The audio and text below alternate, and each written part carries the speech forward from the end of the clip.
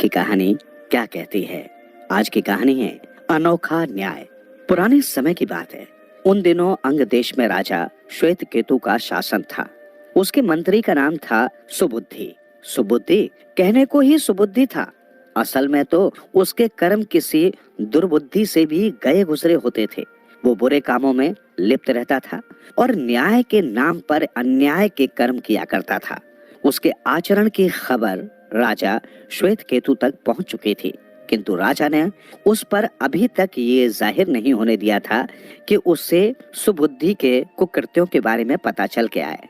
दरअसल राजा श्वेत केतु चुपके चुपके किसी दूसरे मंत्री की खोज में लगा हुआ था, ताकि कोई सुयोग्य व्यक्ति मिल जाए तो सुबुद्धि के स्थान पर उस व्यक्ति की नियुक्ति कर सके। कुछ दिनों के बाद राजा को पता चला कि निकट के ही गांव में अरुण नाम का एक ऐसा व्यक्ति रहता है जो बहुत योग्य है। वो व्यक्ति वहां एक गुरुकुल चलाता है। तब राजा ने एक पत्र लिखकर उससे मिलने की इच्छा व्यक्त की और वो पत्र एक सैनिक के द्वारा अरुण के पास भिजवा दिया। पत्र पढ़कर अरुण को बहुत आश्चर्य हुआ। वो तुरंत राजा से मिलने के लिए चल पड़ा। राजधानी में पहुंचकर उसने राजा से भेंट की। राजा ने उसे अपने पास बुलाने का कारण बताया तो अरुण ने विनय पूर्वक कहा, राजन, राजनीति के प्रति मेरा कोई लगाव नहीं है। मुझे तो गुरुकुल चलाने में ही बहुत संतोष मिलता है। ये बात पत्र के माध्यम से मैं आप तक पहुंचाना नहीं चाहता था, इसलिए स्वयं आपके सामने उपस्थित हुआ हूँ। आप मुझे क्षमा करें, मैं इस पद के योग्य नहीं हूँ। राजा श्वेत केतु अरुण की सत्यवादिता से बहुत प्रभावित हुआ और बोला, आप जैसे व्यक्तियों की ही वास्तव में मुझे आवश्यकता है, जिन्हें किसी प्रकार का कोई लोभ नहीं, न पद का न प्रतिष्ठा का। मेरा मंत्री सुबुद्धि तो बिल्कुल भ्रष्ट हो गया है। उसे तो बस केवल धन चाहिए, प्रजा की भलाई का उसे बिल्कुल ख्याल नहीं। मैं उसे इस पद से हटाना चाहता हूँ। आपको ये पद लोक हित में स्वीकार करना ही होगा। हमें केवल सुबुद्धि को ही अपने पद से नहीं हटाना है, बल्कि उन सब अधिकारियों को भी हटाना है जिनकी सुबुद्धि से मिली भगत है और जो अपने कर्तव्य से विमुख हैं। लेकिन ये काम बड़ी सावधानी से करना होगा। रहा आपके गुरुकुल को चलाने का सवाल, तो उसकी व्यवस्था मैं कर दूंगा। अरुण समझ गया कि राजा का ये एक प्रकार का आदेश ही है, इसलिए उसने इनकार नहीं किया। उसने राजा का प्रस्ताव स्वीकार कर लिया। राजा ने तत्काल उसकी नियुक्ति कर दी। अगले दिन से ही अरुण ने अपना पद संभाल लिया।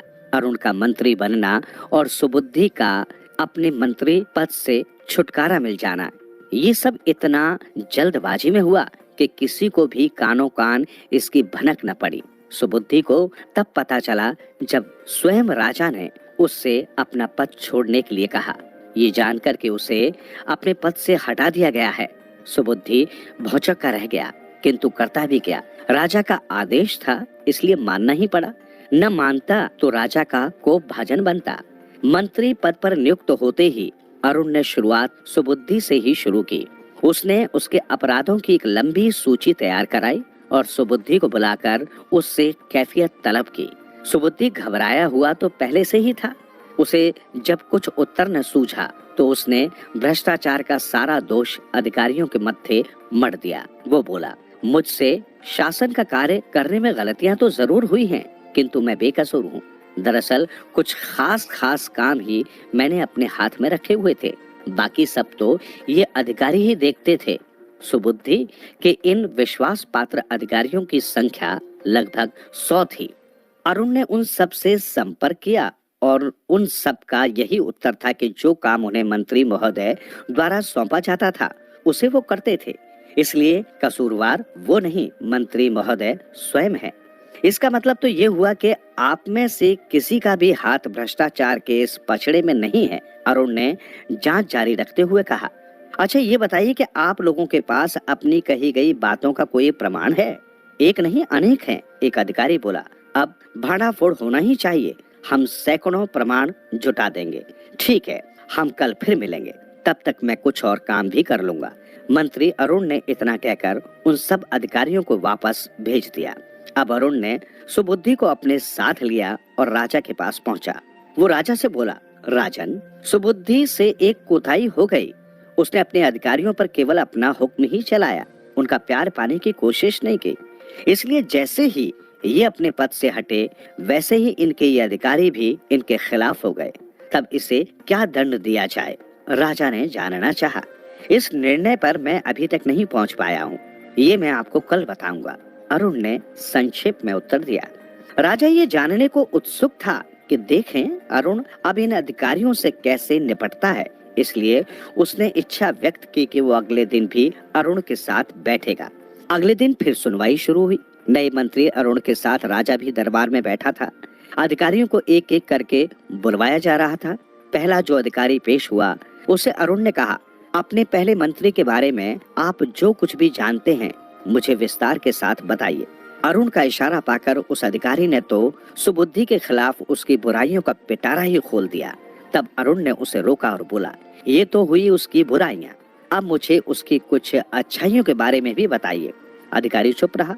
वो सुबुद्धि की एक भी अच्छाई न बता सका। तब अरुण ने उसे बाहर जाने का संकेत कर दिया। अब बारी आई दूसरे अधिकारी की। वे भी आए और जितना कुछ जानते थे बताकर चले गए। उनमें से केवल 10 अधिकारी ही ऐसे थे जो सुबुद्धि के गुणों के बारे में भी कुछ कह सके। सुबुद्धि का प्रमुख गुण जो अरुण को पता चला वो था अपना मनचाहा काम अपने अधीनस्थ अधिकारियों से येन केन प्राकृण यानी प्यार से डरा धमकाकर या प्रलोभन देकर करवा लेना। जब सब अधिकारी चले गए तो अरुण ने राजा से कहा, राजन, हमें केवल उन्हीं 10 अधिकारियों को अपने यहाँ रखना है जिन्होंने सुबुद्धि के गुणों के बारे में भी चर्चा की, यानी इनमें से 90 की एकदम छुट्टी कर देनी होगी। रहा सवाल सुबुद्धि का, तो उसे अपने कारावास का प्रमुख बना देना चाहिए। अरुण का निर्णय असाधारण था। राजा को हैरानी हुई। वो बोला, ये निर्णय कैसे दे रहे हैं आप? अपराध बुद्धि वाले सुबुद्धि को आप बर्खास्त करने के बजाय एक जिम्मेदारी वाला पद देना चाहते हैं और उसके गुणों का बखान करने वाले अधिकारियों को आप नौकरी में ही बनाए रखना चाहते हैं। ये तो न्याय न हुआ। राजा की बात सुनकर अरुण हंस दिया और बोला, राजन, ये तो माना कि सुबुद्धि एक भ्रष्ट मंत्री था, पर साथ में ये भी मानना पड़ेगा कि उसने अपने अधिकारियों को इस प्रकार भयभीत कर रखा था कि वे अपनी जुबान नहीं खोल सकते थे। इसके लिए भी विशेष प्रकार की योग्यता चाहिए। ये हर किसी के बूते का काम नहीं। अपराधियों को नियंत्रण में रखने के लिए इसी प्रकार की योग्यता की दरकार होती है। इसलिए मैंने उसे कारावास का प्रमुख बनाने की सिफारिश की है। दूसरे, ये काम ऐसा है कि सुबुद्धि को अपना अधिकांश समय अपराधियों के साथ ही बिताना पड़ेगा। ये कोई कम सजा नहीं है। हाँ, जहाँ तक उन 90 अधिकारियों का सवाल है, उन्हें तो हटाना ही होगा, क्योंकि जिन्हें दूसरों में केवल बुराइयां देखने की आदत है, वे किसी की भलाई कैसे कर सकते हैं? वाह, मान गए आपको। राजा एकाएक बोल पड़ा, आप तो हमारे अनुमान से भी कहीं ऊंचे निकले। अब मुझे विश्वास हो गया है कि आपसे बढ़कर और कोई मंत्री हो ही नहीं सकता। वास्तव में ही अरुण ने राजा श्वेतकेतु की सारी चिंताएं दूर कर दी थी। उसका हर निर्णय अद्भुत होता था।